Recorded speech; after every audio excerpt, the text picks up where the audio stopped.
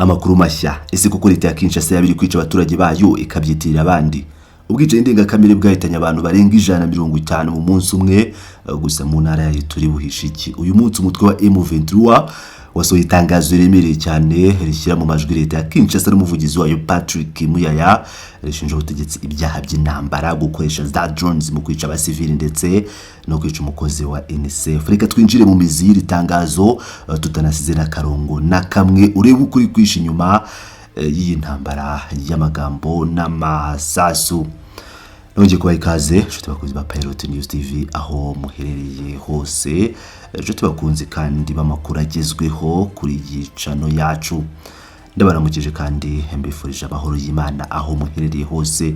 Niba ari ubwa mbere dukurikiye kandi subscribe ndetse no kunzogera kugira ngo utazajya ucikwa n'amakuru y'imvaho ndetse n'isesengura ryimbitse kubibera mu karere k'ibiyaga bigari by'umwihariko muri Repubulika Iharanira Demokarasi ya Kongo.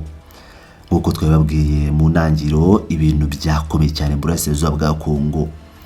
Kuri uyu munsi twabategura isesengura ryimbitse ku itangazo ryasohowe na Lawrence Kanyuka, umuvugizi w'ihuriro rya Alliance Fleuve Congo AFC M23. Iri tangazo ryasohotse uyu munsi rikubiyemo ubutumwa bukomeye cyane bwibasiye leta ya Kinshasa cyangwa bwambika ubusa leta ya Kinshasa. Ntabwo rero turi buce hejuru y'amakuru, ahubwo tugiye gusobanura buri ngingo yose yagarutsweho kugira ngo mwumve neza ishusho y'ibiri kubera ku kibuga cy'imirwano ndetse no mu rwego rwa politiki. Mu magambo akomeye cyane, Lawrence Kanyuka yatangiye avuga ko AFC M23 yamagana yivuye inyuma ibinyoma byambaye ubusa itekinika ndetse n'icyo yise umuco wo gukora ibyaha warangiza ukabyegeka ku bandi. Ibi ngo bikorwa na leta ya Kinshasa ibinyujije ku muvugizi wayo Patrick Muyaya. Icyo twakwibaza hano kubera iki M23 iri gukoresha amagambo akomeye gutya. Lawrence Kanyuka asobanura ko leta ya Kinshasa iri mu bihe byayo bya nyuma byo guta icyizere. Bivuze ko abaturage ndetse n'amahanga batakibona Kinshasa nk'ubutegetsi bwa kwizerwa. M23 ivuga ko aho kugira ngo leta yigisha abaturage ukuri cyangwa ibwiza abaturage ukuri, yihishe nyuma ya propagande ikabije igabije guhuma amaso amahanga. Iyi propagande ngo ishingiye ku kubeshyira umutwe wa M23 n'ihuriro Alliance Fleuve Congo ko aribo bakora ubwicanyi, mu gihe nyamara M23 nayo igaragaza ukuri ko ingabo za leta FARDC nabo bafatanyije barimo n'imitwe yitwaje intwaro y'abazalendo FDLR n'abandi gukora ibyaha ndengakamere buri munsi, haba ku manywa y'ihangu ndetse na nijoro. Tukiri kuri iri tangazo, M23 yatanze ingero zifatika z'ibyo yita ibyaha by'intambara bikorwa na leta ya Kinshasa. Kanyuka yavuze ko Kinshasa irasa ibisasu biremereye mu duce dutuwe n'abaturage benshi. Ibivuze ko ibisasu biraswa nta kurobanura, bidapimwe ngo birebe ko ari mu kigo cya gisirikare gusa, ahubwo bikagwa mu masoko, mu mazu y'abaturage no mu mashuri. Iyo gihe kandi ikoreshwa ry'indege zitagira abapilote drones ko zikubita ibisasi inyuma y'imirongo y'urugamba. Aha tubibutse ko leta ya Kinshasa iherutse kugura indege z'intambara za drones zo mu bwoko bwa CH4 zakorewe mu Bushinwa. M23 ivuga ko izi ndege zitari gukoreshwa mu kurasa abarwanyi gusa, ahubwo ziri kwica abasivili ndetse n'abayobozi ba M23 mu buryo bugambiriwe. Ibintu byaje gufata indi ntera ubwo iri tangazo ryavugaga ko Kinshasa yibasiye igamije kwica umukozi w'ishami ry'umuryango w'abibumbye ryita ku bana UNICEF. Kwica umukozi utabara imbabare ni icyaha gikomeye cyane mu mategeko mpuzamahanga agenga intambara. Lawrence Kanyuka avuga ko ibi byose byiyongeraho gukwirakwiza imvugo zibiba urwango ndetse no guhakana ukuri kuzwi na bose, bigaragaza ihohoterwa rishingiye ku kwica no kwima agaciro cyangwa guta agaciro mu by'umuco n'ubumuntu byaranze ubutegetsi bwa Perezida Chilombo. Reka noneho tujye mu gace ka Minembwe mu ntara ya Kivu y'Amajyepfo. Iri tangazo rya M23 ntabwo ryagarukiye muri Kivu y'Amajyaruguru gusa, ryageze n'ahandi hari ibibazo Kanyuka yashinje leta ya Kinshasa gushyiraho akato katagira impuhwe ku baturage ba Minembwe. Ku batabizi, Minembwe ni agace gatuwe ahanini n'abaturage bavuga ikinyarwanda bo mu bwoko bw'abanyamurenge. Gushyiraho akato bivuze ko nta biribwa, nta miti, nta mazi meza yinjira muri kariya gace. Abaturage rero baratereranywe kandi bari gupfa urusolongo.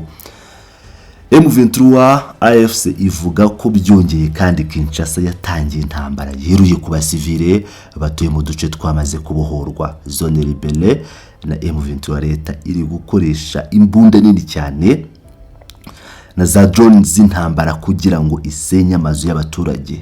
Ibi ngo biri guteza urupfu, umubabaro n'iterabwoba rikabije, bikaba bituma abaturage ibihumbi n'ibihumbi bati byabo bagahunga. Abaturage barara ku gasozi mu mashyamba badafite aho kwikinga imvura cyangwa izuba. Ibintu M23 ivuga ko ari ishyano ryagwiririye uburasirazuba bwa Kongo kubera ubutegetsi bubi. Imwe mu ngingo iremereye kandi ishengura umutima muri itangazo niyo mu ntara ya Ituri. Kanyuka yavuze ko ibiri kubera muri Ituri birenze urugero rw'ibyo umuntu yakwihanganira. Ngabantu bari kwishwa umusubirizo nk'inyamaswa. Ibi bikaba byerekana ko inzego za leta zasenyutse burundu muri kariya gace leta yita ko igenzura. Ingero nituzishakira kuri iri tangazo ryagarutse ku bwicanyi bwo kuwa 4 tariki 2 Mata 2026. Ubwicanyi bwahitanye inzirakarengane zirenga 150 umunsi umwe. Urumva nawe abantu 150 barishwe nta mutabazi. M23 ivuga ko ubwicanyi ari igihamya kigaragara ko leta ya Kinshasa yananiwe bikabije inshingano zayo zo kurinda abanyekongo ndetse ikaba itanabyitayeho. Twayibutsa ko intara ya Ituri maze igihe mu bihe bidasanzwe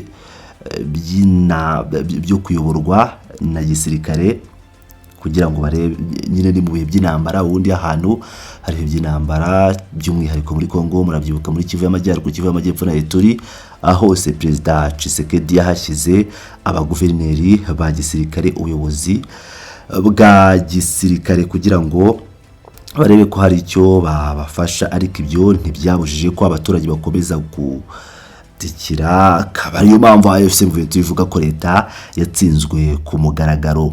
Nyuma yo kugaragaza ayo makosa yose y'ubutegetsi bwa Kinshasa, Laurent Kanyuka yerekanye ishusho y'icyizere itangwa na AFC M23, avuga ko bitewe n'uko leta yananiwe inshingano zayo mu nzego zose, igice kinini cy'abanyekongo batsigaye babona ihuriro rya AFC M23 nk'igisubizo n'amahitamo yizewe. Ibi ni ibintu bikomeye cyane kuko M23 ntiyibona nk'umutwe w'inyeshyamba, ahubwo yibona nk'ingufu zishobora kugarura ijambo ry'igihugu n'ubuyobozi mu gihugu hose, nk'uko Colonel Nanga, umuhuzabikorwa wa AFC M23 akunze kubitangaza. M23 rero ivuga ko icyo abaturage ba Kongo bakeneye cyumvikana neza, nta guca ku ruhande. Barashaka amahoro, umutekano n'icyubahiro. Kanyuka komeza avuga ko ibi bitakiri inzozi, ahubwo ari ukuri kugaragara mu duce twose twabohowe na M23. Muri utu duce ngo abaturage bari kwibera mu mahoro, bakora imirimo yabo ya buri munsi isanzwe y'ubuhinzi n'ubucuruzi, nta nkomyi cyangwa iterabwoba kuko barinzwe neza. Gusoza itangazo M23 yagarutse ku magambo y'umuvugizi wa leta Patrick Muyaya. Kanyuka yavuze ko ibyo Muyaya atangaza ari igitutsi ku bwenge bw'abantu. Bivuze ko ari ugusuzugura imitekerereze y'abanyekongo n'amahanga, bababeshya ibintu bitabaho bagamije guhisha uruhare rwabo mu byaha bikomeye leta ya Kinshasa iri gukora. Nyamara nubwo bimeze bityo, ihuriro rya AFC M23 ryashimangiye ko rishaka amahoro. Bavuze ko bifuza gukemura amakimbirane binyuze mu nzira ya politiki n'ibiganiro. Ibi byibutsa ko M23 yagiye yitabira ibiganiro bya Nairobi, Doha n'ahandi, igasaba ko leta yubahiriza amasezerano, ariko babonyeho no gutanga gasopo. M23 yasubiyemo inshuro nyinshi ko itazakomeza gushikama ku nshingano yihaye yo kurengera no kurinda abasivili bose mu mpande zose z'igihugu cya Repubulika ya Demokarasi ya Kongo.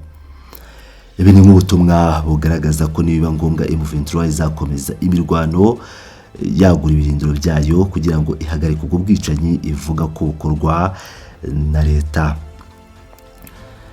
muri make rero bakunzi bacu bakunzi ba Pilot TV, iyi niyo shusho y'itangazo rere kandi riremereye ryasohowe n'ihuriro rya AFC M23 uyu munsi. Biragaragara ko intambara y'amagambo ni ya gisirikare ikomeje gufata indi ntera muri Kongo. Ese wowe urabona ute ibi birego M23 ishinja Kinshasa? Ese wabona amagambo ya M23 yerekana ko igihe icyaryo cyose imishyamirane cyangwa intambara yakomeza kwaguka ikarenga Kivu y'Amajyaruguru?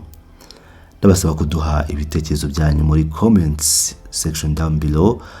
Niba utarakora subscribe byihuse wabikora nonaha, ubundi ukajya ubona amakuru gatanu kuri gatanu. Wazangiza iyi nkuru abandi, icyo bita share mu ndimi z'amahanga, by'umwihariko inshuti zawe, kugira ngo nazo zibenye uko ibintu byifashe kuri politike n'umutekano mu karere kacu. Turabashimiye cyane uburyo mukomeza kubana natwe, tukaba tubifurije gukomeza kugira ibihe byiza naho utaha mu yandi makuru agezweho.